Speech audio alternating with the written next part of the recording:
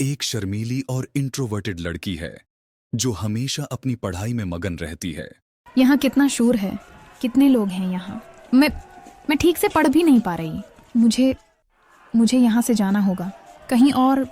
हाँ, कहीं और जाकर पढ़ती हूँ, जहाँ कोई ना हो।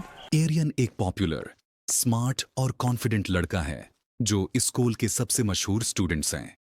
आज की क्लास अच्छी रही। अब मैं चलता हूँ, बहुत सारा होमवर्क मिला है। एक दिन उनका मेल इत्तेफाकन हो जाता है।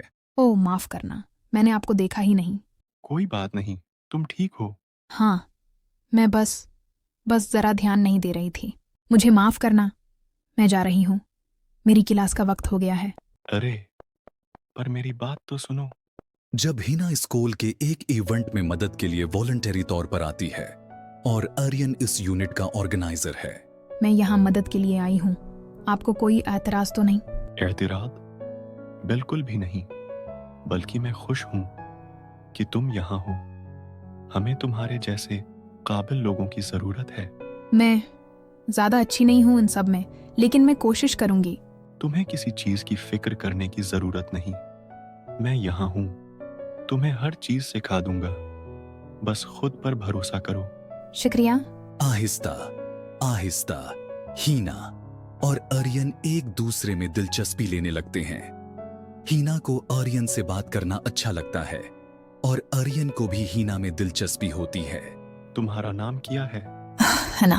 ओह हिना, मुझे लगता है आज से तुम्हारा नाम मेरे दिमाग में बहुत देर तक रहेगा। कुछ दिन बाद अरीन हिना को अपनी दोस्तों के साथ बाहर जाने की दावत देता है। हिना, तुम्हें क्या लगता है, क्या हम सब साथ में बाहर चलें? मैं नहीं जानती। चलो भाई, बहुत मजा आएगा। हम सब किसी ट्रिप पर चलते हैं अपने दोस्तों के साथ।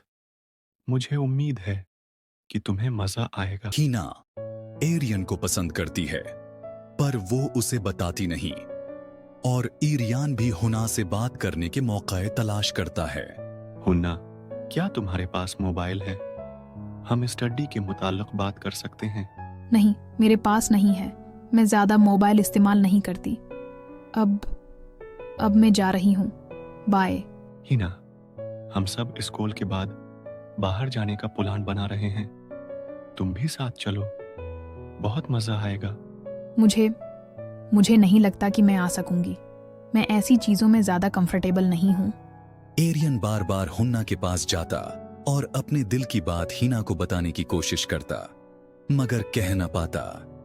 हिना, मैं तुमसे कुछ कहना चाहता हूँ कि हिना, चलो, क्लास का वक्त हो रहा है। अच्छा, अब मैं चलती हूँ। एक दिन अरीन और हुना स्कूल के बाद पार्क में चलते हैं। हुनश, मैं हमेशा तुम्हें खुश देखना चाहता हूँ।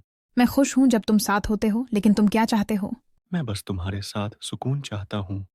हुना, मैं जानता हूँ तुम्हारी जिंदगी में बहुत कुछ हो रहा है, लेकिन मैं चाहता हूँ कि तुम्हें पिछले दिनों की तलखियों से बाहर निकाल सकूं।